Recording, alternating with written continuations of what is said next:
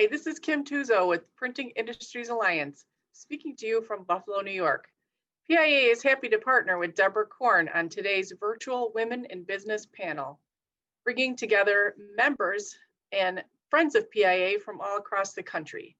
We're excited to hear from Megan, Hallie, Marianne, and Michelle on their experiences as leaders during the pandemic. Thanks for coming, and take it away, Deborah. Thank you so much, Kim. Thank you to the Printing Industries Alliance for bringing this panel together. And for all the attendees, thank you for finding your way back in. Really happy about that.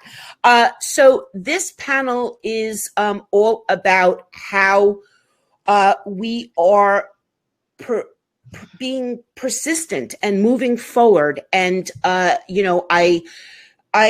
in speaking with the women on the panel, perseverance and fortitude came to mind as ways that, I would describe what is actually needed to keep your business going and strong and active. So Megan Mikowski, she is the Senior Vice President, Commercial Operations at Dow Jones.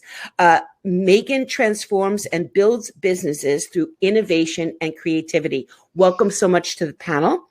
We have Hallie Satz. Hallie, down there. But is that a giant press you're sitting in front of?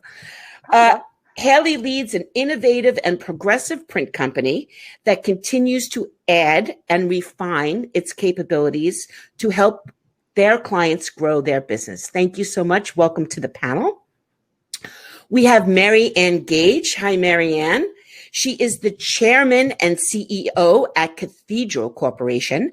Marianne's singular, unwavering focus on the core values and missions of the company has led her company to be an industry profit and market leader. I've been seeing you a lot on the circuit out there. So welcome. Thank you for making the time, and welcome so much to the program. Last but not least, Michelle Yun. Hello, Michelle. She is the president of Courier Printing. Michelle facilitates the delivery of effective print fulfillment, mail distribution, and technology solutions created to enhance their customers' businesses, brands, and profitability. Needless to say, this is an illustrious panel. Everybody, thank you so much for joining us today.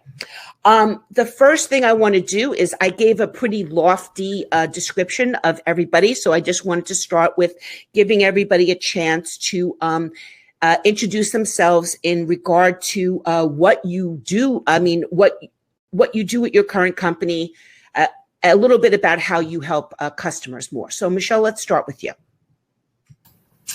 Hi, my name is Michelle. I am at Courier Printing, which is part of the R.R. Donnelley Corporation located in Nashville, Tennessee. As a member of R.R. Donnelley, we help our customers connect with their customers. So we facilitate communication through all communication chains. I think people have a tendency to think of R.R. Donnelley as a printer, and absolutely, that is what we've been throughout our 150 plus year history. But we do so much more, and we are involved in every single part of the communication chain, and we can help our customers with all forms of communication. Thanks so much. Megan? Hi, nice to be here. I work for Dow Jones, which is the publisher of the Wall Street Journal, Barron's, Wall Street Journal Magazine, FN, and Penta. So I'm responsible for the print group, the P&L on the print group, making sure that that part of the business is profitable, because Dow Jones also has professional information business, what we call PIB. With Factiva, and so that is a different part of the business, and I am solely responsible for the print and the commercial sales. Thank you so much. Hallie? Hi, so I'm Hallie Satz, and I operate, I'm the founder of High Road Press. I have to start out by saying, when I started my career, there were no girls in print, so for me, being here today is just like the best experience in the world. And I'm so excited that there is a girls in print and there's a day and so many thousands of women in print. So it's really fun to be here, and just thank you, Deborah, for even creating this environment. And this is a banner, but we have a couple of these and a lot of other equipment, and I'm in charge of that. And what we do is we create beautiful commercial print materials, and we help our clients create beautiful marketing materials and communication materials, to mostly business to business, some business to consumer, to help them communicate what they want in their products and their services to get out into the world. Thank you so much, Marianne.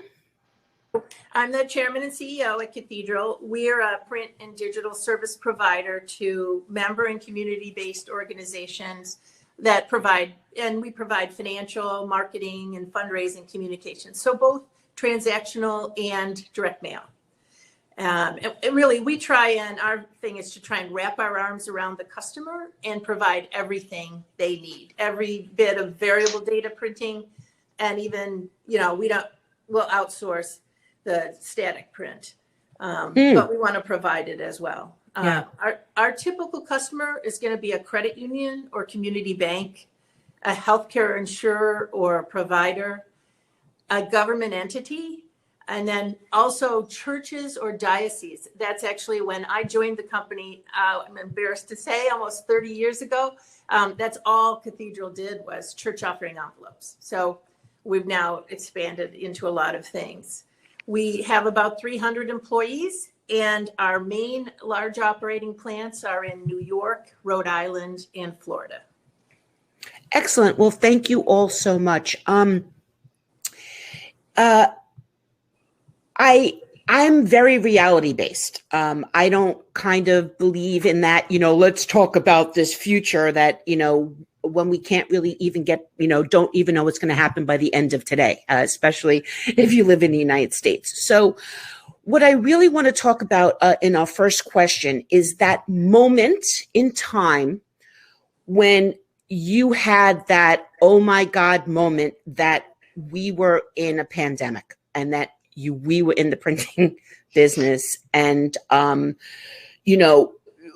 you are all owners or leaders of a company who are responsible for employees. I want to know when you hit that wall, when you started staring into that, oh my God, abyss of what is going to happen, and how did you push back on it? I mean, you're all here right now, so something happened.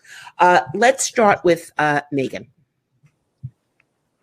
So we have a daily publication we have to put out. So our first line, there was an oh my God moment. So I had my foot operated on 2 weeks before we had the stay at home in place. And so I had been doing 2 weeks of stay at home, working from home. And the day I was supposed to be back at work, it was a couple of days after, it was put a contingency plan together. So 36 pages of documentation later, we had a contingency plan. We knew what we needed to do to get the paper out. We didn't have all the PPEs that we needed. PPE, yeah. PPE, thank you, that we needed. So it was also sourcing all of that because we own 7 printing plants. So, and then we have additional contract printing plants. So we had to focus on, our staff at those printing plants, in addition to making sure that our contract printing plants were going to stay open, not to mention our carriers and what they have to do to get their product and the staging that they had. So there was a, smack my head moment, probably when I said, well, I'm coming back to the office on Monday. And they're like, no, you're not. See, know those plans you've been working on? We're putting them in place. So it was, oh God, okay, all right, we're going to do this. And we have such a great staff, and everybody at the printing plants just completely safe. The attitude was, we've got to get the journal out. And that just, I'm getting all teary eyed, but it just warms my heart because we've never missed a distribution day, even after 9/11. and we had to move our printing facility from downtown to the Bronx, and we still got it out. So it was just it's an amazing feeling, and still is, because we're still putting it out. We're still covering the news, and I mean, I know I hate to say it, but I'm still having fun. That's amazing. So 36-page processes on how to remotely produce the Wall Street Journal is incredible. It's an incredible story. And Yep. I for one want to thank you for keeping that Wall Street Journal out, and for all that the journalists do that you work with. So thank you for all of that. Haley, let's go to you. Okay, so we actually never shut down a day ourselves, but I went back into my calendar to look. I kind of had a little heads up on the pandemic. My daughter is married to a physician, scientist, drug company family, and she kept talking about it. And I kept, like, of course, saying, go away, I don't want to hear about this, like most of us. But it was in the back of my mind as you're hearing little bits of news coming from the West Coast. So I saw online that we started ordering stuff, and I'll say first week of March. But I'll say the pit in my stomach really came when they started talking about closing down businesses. And I became one of those maniac people that was sending emails to the New Jersey Manufacturing Association, PIA. Tim will tell you, I was on, reading everything I could get my hands on. How do we become essential services? How do we make sure we stay open? My first memo to the employees was March 3rd, the first company gathering. We started handing out gloves, not masks yet, gloves. We started spraying everything. We've been fortunate here. We have not had, we will knock on wood, incidents in the company, and have not missed a beat, but it was a big concern. And I'll say around the first week of March, second week of March, when they were was really where I started getting the panic, become obsessed with it. Weekends spent online on Zooms, or I guess it wasn't even Zoom yet. I don't even know what we were doing. Right. Conference calls. Yeah. With New Jersey State, anything I could get my hands on. And seeing customers start working remotely. So scary stuff.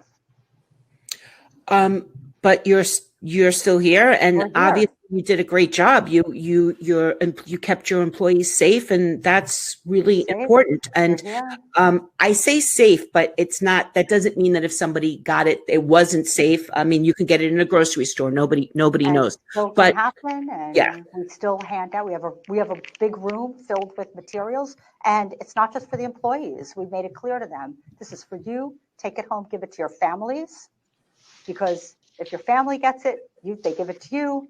Right. And even when their families were going back to work, when that started opening up, I sent out new memos. Okay, if your families are starting to go back to work, bring this home, give it to them, because we need your families to stay safe. We need you to stay safe.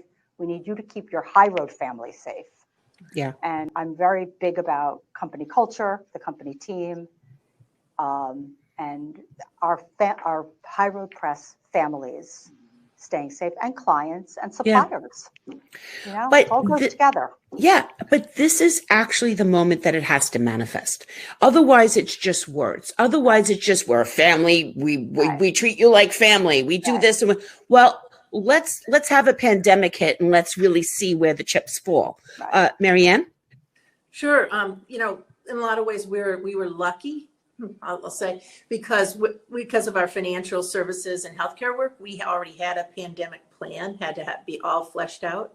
So, and I'm I'm on a board, a healthcare board, and so I realized it really quickly. So we called our pandemic plan, eliminated all travel before the end of February, actually, which helped us a lot, getting people ready to work from home. We've had about 80% of the employees working. Anybody who has to be on a machine obviously has to be in there in the plants, but the most important thing we felt was keeping the plants as empty and distanced as possible.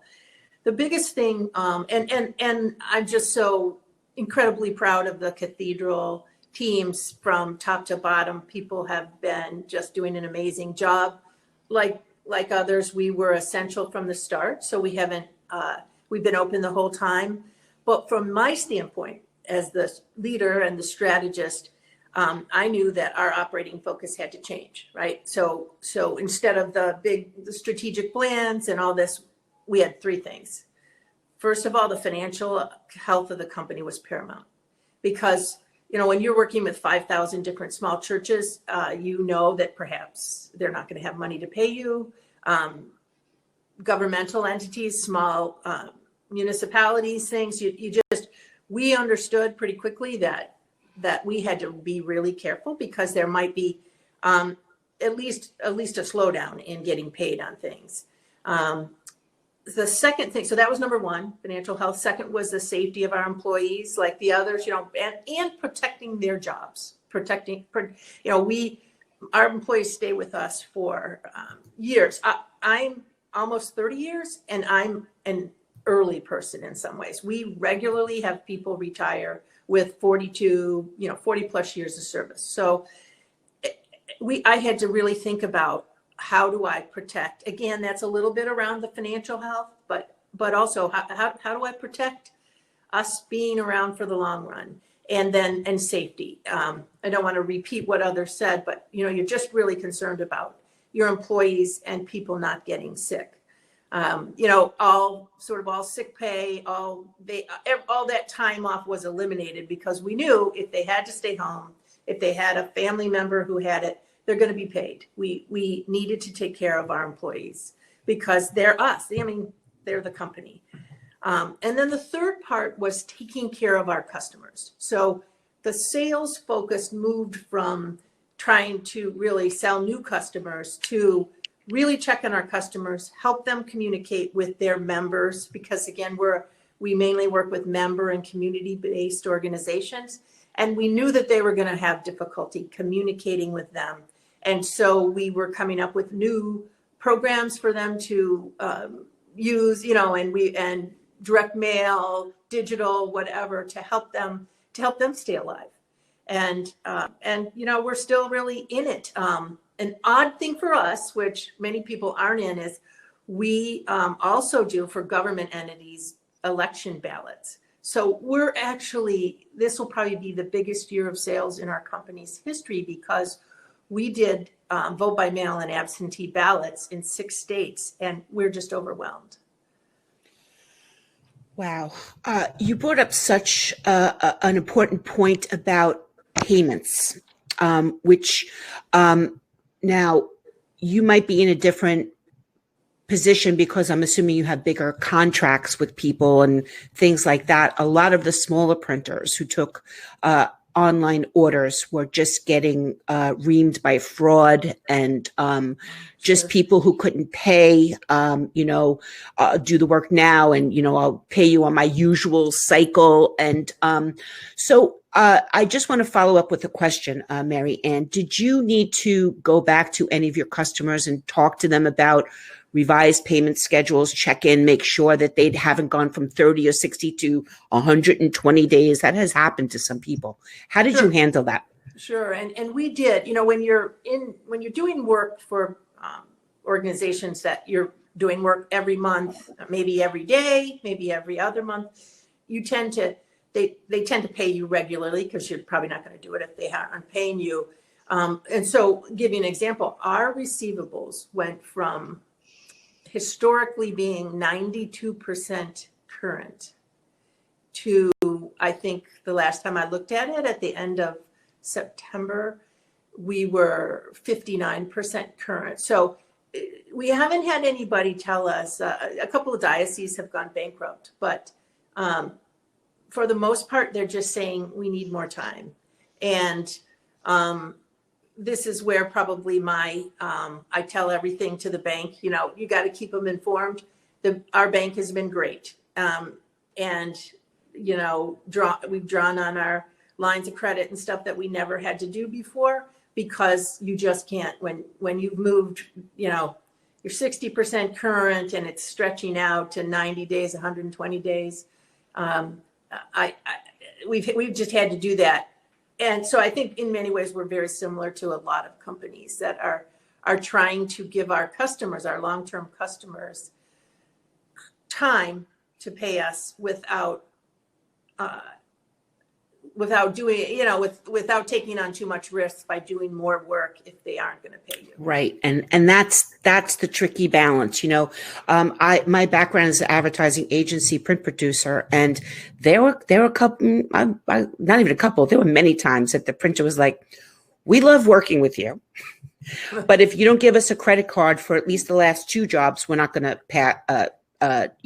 print this next job for you. Yeah. And I mean, it was just something that had to be done because, to your point, a printer is not a bank. It's not supposed to be carrying debt on customers. I do want to thank you for being so forthcoming about your financials and all of that. I think it's really helpful for people to have honest conversations. So I really do appreciate that. Michelle?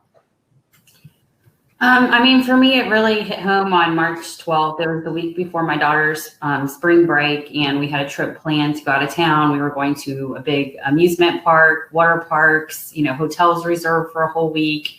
The kids have been looking forward to it. I had been looking forward to it for weeks, and my member of our sales team and I had 3 meetings that day scheduled with clients. One was with our top client at their office. Another was with a university we do a good amount of business with, and I forget who the third was. And as we're driving through Nashville, we're being told that we have to move our meeting up with the university because they are going to completely close down the school by Friday, and all of our connections there are scrambling and trying to button up all these loose ends for their projects, figuring out how to work remotely. And our meeting with our top client, they let us know that they were going virtual starting Monday, and they were just really trying to all figure out how to do it within 2 business days. And on the way home from those meetings, on the way back to the plant from those meetings, I got an email from my daughter's school saying that after spring break, school would be closed for at least the next 2 weeks, and that we would get updates. So it was just one day I had everything kind of hitting me at once, and then that was a Wednesday, and by Friday we had lost over $250,000 in work that we had in our booked and planned and in our schedule paper bought, just completely fall out of the schedule. So it really just hit home that week, and it went from, it's the beginning of the year. We're starting to go into our busy season. Things are, compared to budget, things are starting to look really good. January, February are slow. March is when we usually start to really pick up. January, then every month after March, we tend to get busier and getting excited about just, getting busier and getting to where we need to be financially, and things, that we have been planning on starting to take place with new accounts and business onboarding. And we had some, brand new account that we brought on that was very significant that we were really excited about, to just everything coming to a screeching halt. And, my focus going from grow sales to keep the doors open, keep everybody employed, get rid of every single temp. How lean can we be, and still keep everybody employed? Can I keep everybody employed? Just a completely different focus overnight. And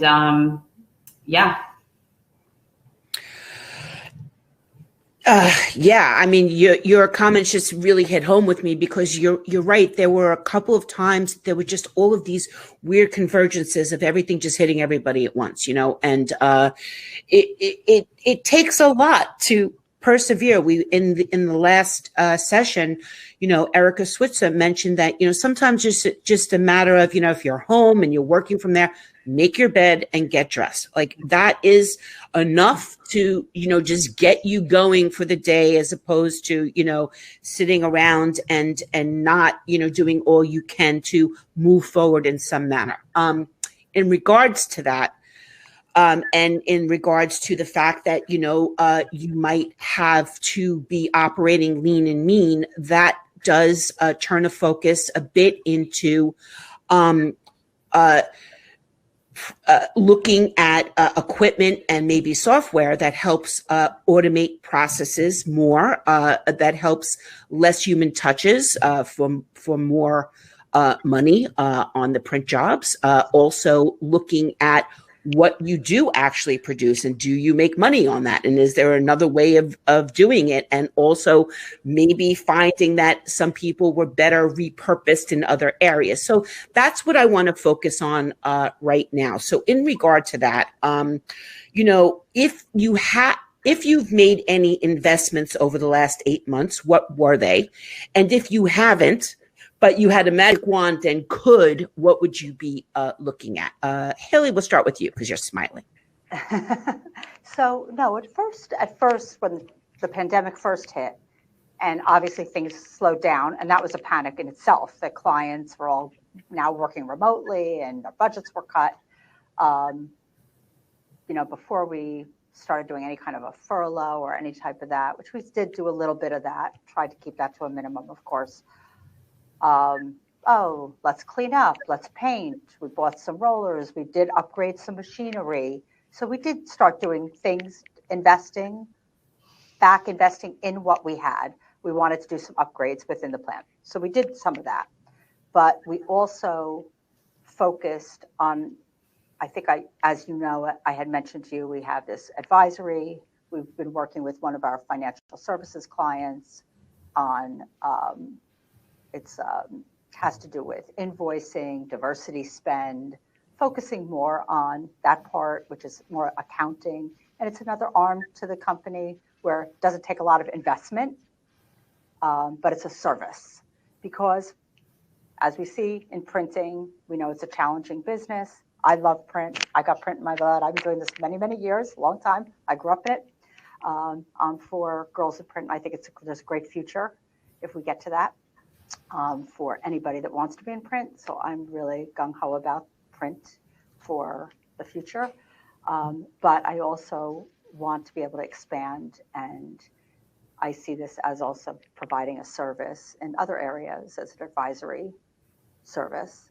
And so I've been focusing a little bit on that area and working with one of our financial services clients in providing some invoicing and on the diversity side, because I'm a certified WBE company with Women Business Enterprise National Council. That is really interesting. So if I understood correctly, you're moving into offering some services for your clients that are not necessarily print-based, but are service-based, meaning that you can still work with them on more things that they need, even though a press might not be turning on. Is that correct? Yeah, helping them on some advisory services. Also. Okay, well that's amazing. I mean, in another conference I did, there was a woman who her name is Suchi Sarkar, and everybody should go back to the Girls Who Print stream, Fierce Fabulous Friday video stream, and watch her session. But she was talking about a hotel in India that was, obviously was not getting any customers. So they started looking at what they had that they could offer, and they were able to turn their laundry service into something where to the public.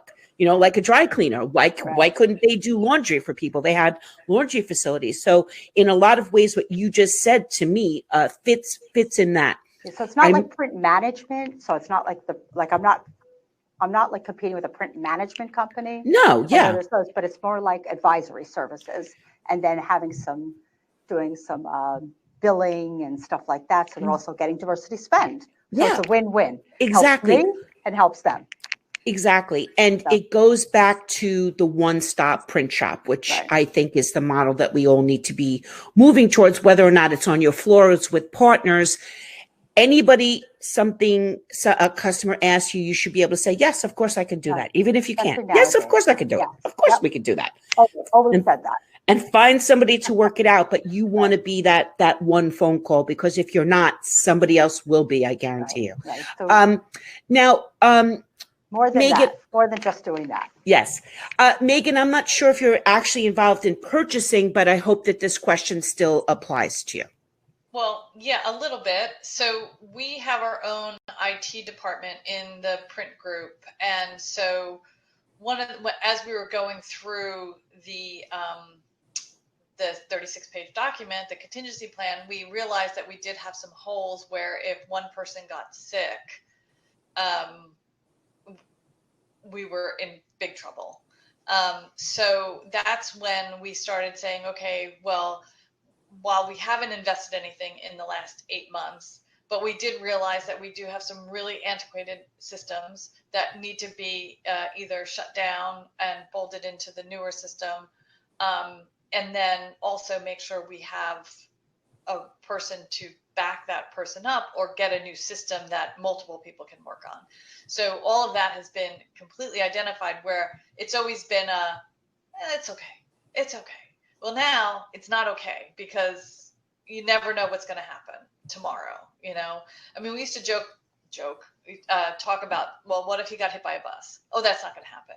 Well, now, it's a pandemic and he could get sick and be out for 2 weeks, or God forbid worse, then we'd really be down if there was ever a problem transmitting to the printing plants. So, big discussions, big projects that are happening right now that probably wouldn't have happened before. And the other thing I'd say is that, when we started talking about, people not coming in, and we started worrying about, processing pages, processing ads. And then we started looking at, do we get an ad portal? Do we get a system that manages that? So it's, pre-flighted before it gets there, kind of easing up on the staff. And so we started talking about having those, investments. And, but of course, everything went down to, we just need to make sure that everybody is safe, right? We not just physically safe, but mentally. Yeah. And so I always worried about, I check in, I have only about 40 reports in my direct area, but there's over 350 people.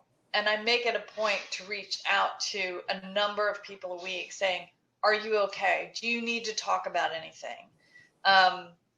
And people have taken me up on that. And now I've got a few people taking me up on hey, can we just check in once a month? I'm like, absolutely, whatever you need, I'm here for you. And so, yeah, my day goes a little bit longer because I'm taking time out in the middle of the day to manage staff. I mean, people that don't even report to me, but physically and mentally are very important so that they can continue doing their job the best they can. Yeah, I definitely want to get on that call list for sure. And even though in a lot of ways it doesn't apply necessarily to you in this point in time, something that is really important that you just said is that you pandemic-proofed your disaster plan after a pandemic hit. You were in really good shape, probably in a lot better shape than most people who had disaster plans that haven't been updated in 10 years, and the people that are responsible for things don't work there anymore, and things of that nature. But to everybody listening to this, pandemic proofing your business is something you can actually market on as we move forward. If there's another lockdown, if there's another wave, you can be able to communicate with your customers and say, this is how we handled it. This is how we've prepared to handle it moving forward. We have new opportunities to collaborate online, or a new system of sending work in, whatever it might be, and make people feel safe and safe in the sense that I know that my work will still get done, because as we've established, there is essential print that will always be going on, no matter where those customers are sitting. They have to be able to get it to you. And keeping that discussion active and open and evolving is really important. So I'm really glad that you brought that up. Marianne? Sure. So on one level, we have delayed making big decisions, so major investments, because we want to make sure about where all our industries are going to come out of this. So I would say there's some large scale ones that we've delayed, similar to what Megan said. I think we've invested a fair amount in collaboration type of tools. And whether it's collaboration regarding the proofing of a job and working together on the startup of it, whether it's collaboration in accounting and customer service and all those pieces, we realized as as we were in the midst of the pandemic, that although we did need some more PCs and some things, we planned a bit, we hadn't planned for almost the entire company to be out. So things like that. But then we just had just needed to invest in things that allowed our people to work together better. We were struggling a bit, and it was frustrating people. We did have some small, like, inserters and things because of the volume of, I'm sure you all have read in the papers, our normal vote by mail counts are in Florida, and some of them are 150, 200% of what they used to be. And then on top of it, we have states that maybe did almost none. So it was a very little project. And now they're mailing out, whether they're the ballots or the ballot applications, to everyone. So we had to support some of those, but we are waiting to see. We want to make sure what's going to happen. Are there changes that are going to be made in some of our industries that permanently adjust what they do? Yeah, and to tell you the truth, I didn't think the question all the way through now until you just said that. It's one thing planning, it's one thing predicting. I mean, we could all say labels and packaging. We can all say that because it's true. Labels and packaging aren't going anywhere. But does that mean you can create a business out of it? Does that mean that all of a sudden all those people who were creating small little brands are still doing that anymore? That's a really great question. Unfortunately, now I'm thinking about it. It's going to affect me moving forward. So thank you for sharing that. Michelle? So we absolutely delayed some capital expenditures that we were planning on making. It was really hard for me to stomach the idea of spending a lot of money on the company, knowing that we were, temporarily furloughing some individuals. We delayed everything. If it wasn't major maintenance and it wasn't break fix and it didn't have to happen, we didn't do it unless it was labor intensive and not very expensive and just something that took a long time. Those we focused on because, again, trying to keep everybody busy, and employed.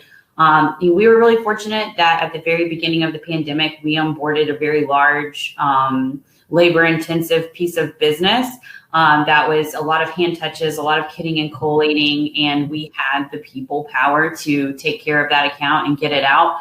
We were planning on making a lot of equipment investments for that because it is high touch, and we were looking at a 4-tower collator and, a lot of automatic kind of like plastic bag insertion type equipment. And we just kind of put it all on hold. And we had all of our core team here. We had folder operators, stitcher operators, pressmen that didn't have equipment that needed to run at that time. So we utilized everybody differently. And what we were planning on doing originally was having a team of 7 to 10 temps on our floor every day, overseen by one of our employees. And we just completely scrapped that plan and utilized our team to take care of that work. And then more recently, as businesses have started to come back online, as people have decided to, invest in printing once again and start to communicate with their end customers via print, we've made those investments now, but things that we were planning on buying back in March, we absolutely delayed until August and September. I'm glad that you used the word investing in that way, because I want to turn our last question to investing in the future of the industry in many ways. Now, obviously, there are people still furloughed, and not everybody's not back in the print shops, and there have been people let go, but that will change, and we will have to start readdressing hiring people and bringing them into the industry. And the world will be a different place when that happens. The workforce that we're going to be choosing the workforce who's out there that we're going to hopefully be able to attract lives their lives in a different way. They live them on devices. They live them with clear communication and wanting to feel comfortable where they work, which is something like coming from an advertising agency. I don't even understand that. It's like you sit down, you do your job, you get abused, and then you leave. But it doesn't work like that anymore. The millennials and the Gen Zers, they have a different culture. So because of that, because this is Women in Print panel, I want to focus to how, if you agree with my premise that we have a reputation of being, the old white guy network, how do we overcome that branding? Again, if you agree with it, you don't have to agree with me.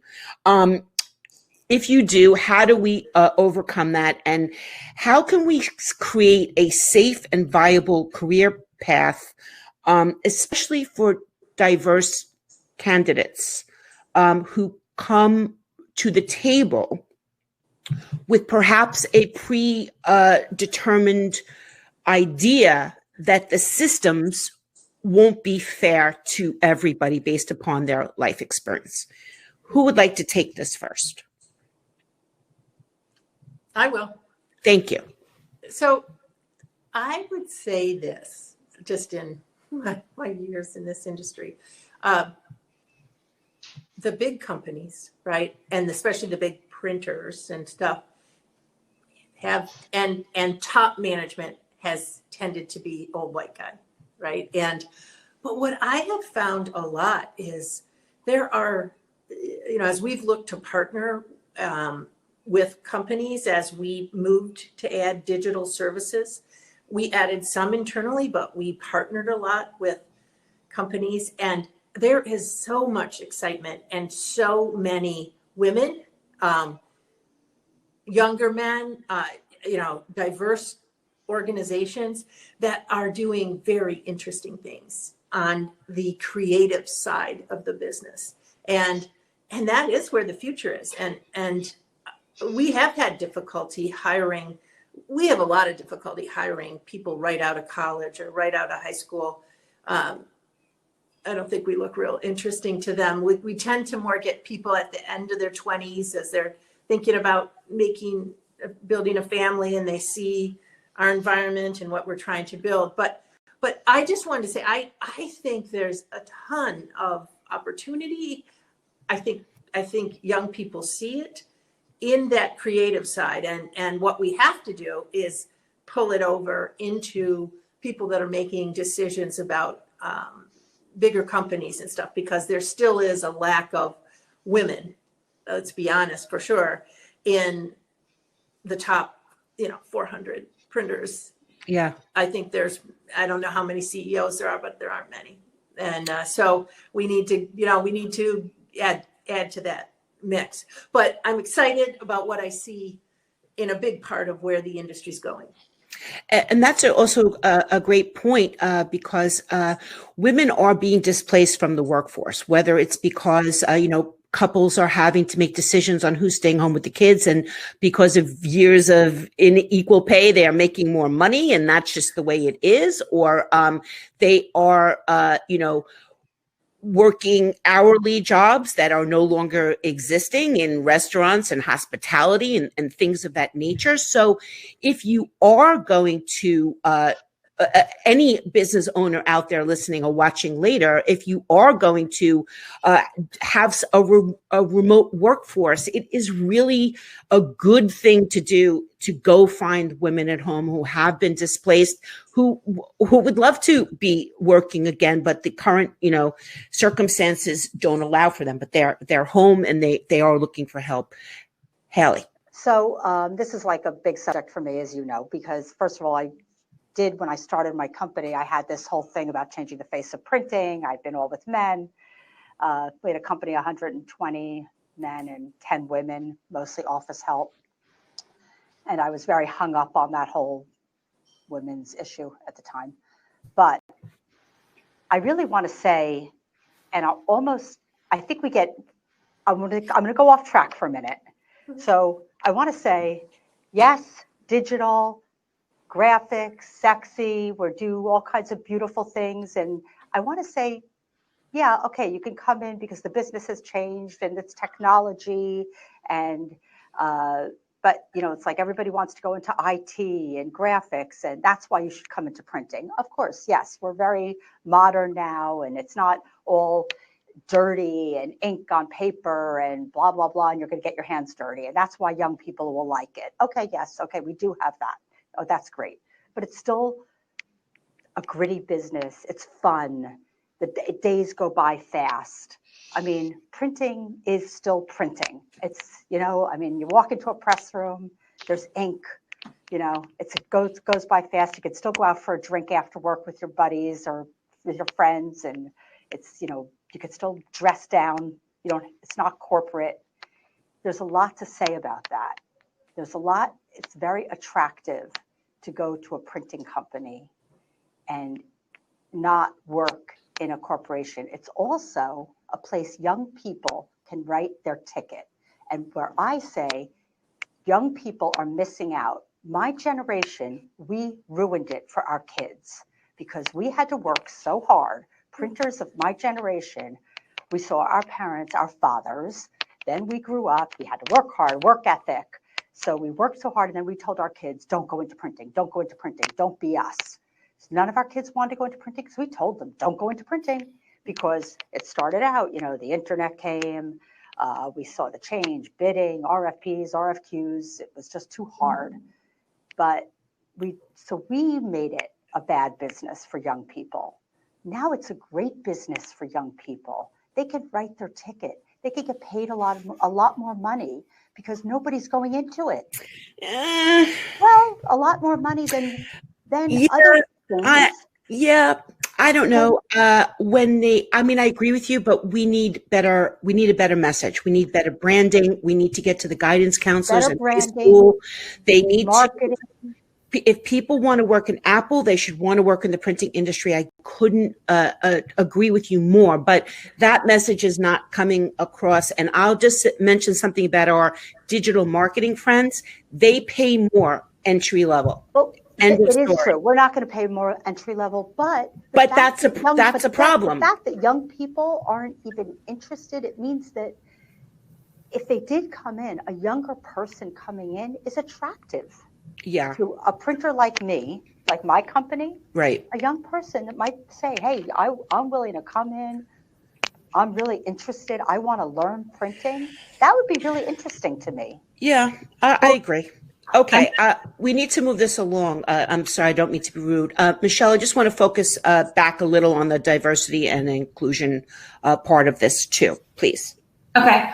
Well, as one of those top 400 printers in the country, I can say for sure that our corporation is highly engaged and highly focused on promoting diversity within R.R. Donnelley. And it's something that, it feels like daily I'm getting an email about. We have an inclusion council. We had a webinar similar to this last week that was all about, minorities and women in printing within our corporation.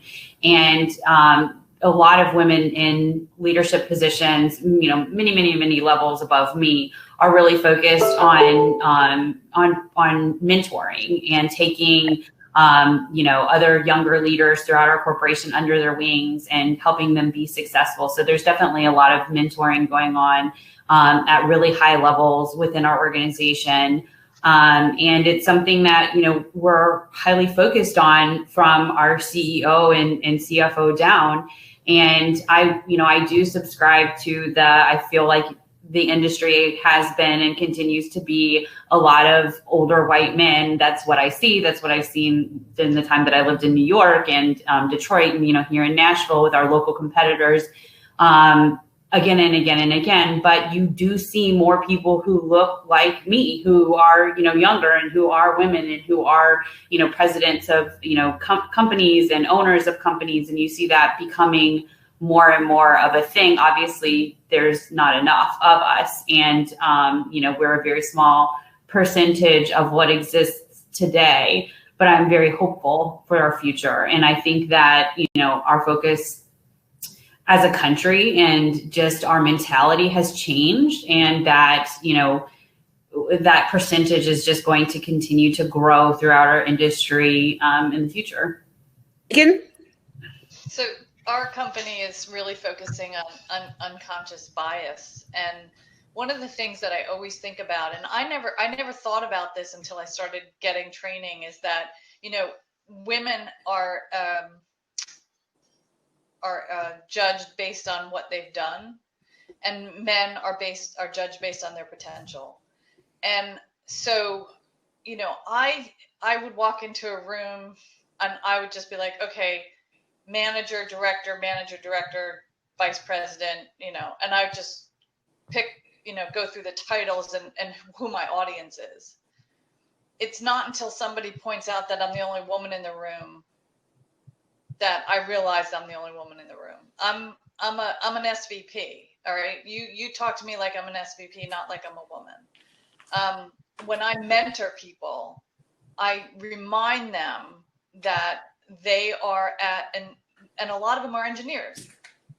They're a director, they're an engineer, and they're there for a reason, because they're smart and they're capable. And a lot of times they know a lot more than their counterparts and sometimes their bosses. And, you know, you have to speak up. You have to speak up professionally. You have to say it the right way.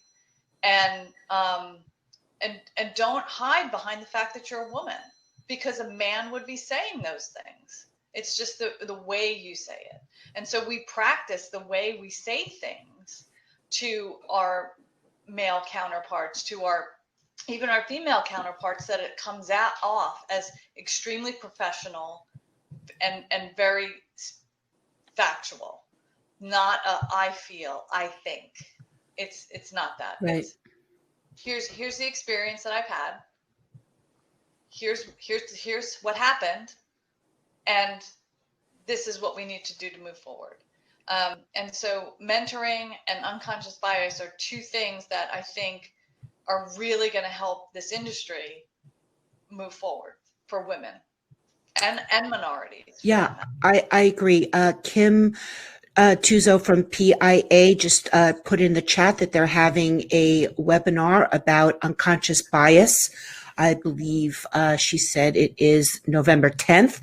So everybody visit piaalliance.org to sign up for that. We have run out of time. There are a lot of really interesting comments in the chat. Julia, I did see your comment that I want to pull out, which is that, making in the job interview, making a statement about the social issues and the diversity and inclusion issues that your company is standing for is a great time to let people know who you're going to hire, what you stand for, as well as letting them hold you to that fire as well. If they're leaving because they don't feel supported. They don't feel, like I said, comfortable is a word. If you talk to anybody in their young 20s, the word comfortable comes up a lot. And I had to do a little digging into what that meant. And it literally means they want to just be left alone and feel comfortable, whether that's them wearing flip-flops or having headphones in all day. They just want to be comfortable. And if they are, they will produce, they will be happy, and they will, pass that word along that print is kind of cool. So, ladies, thank you so much for your time, for your thought leadership. A big shout out to Tim and Kim at Printing Industries Alliance for putting this together and for their continued partnership, as well as the other affiliate organizations. These are a dedicated group of people who are in it to help everybody out there. Find your local affiliate, get involved, join it, and support each other. Thank you so much, ladies. Really appreciate it.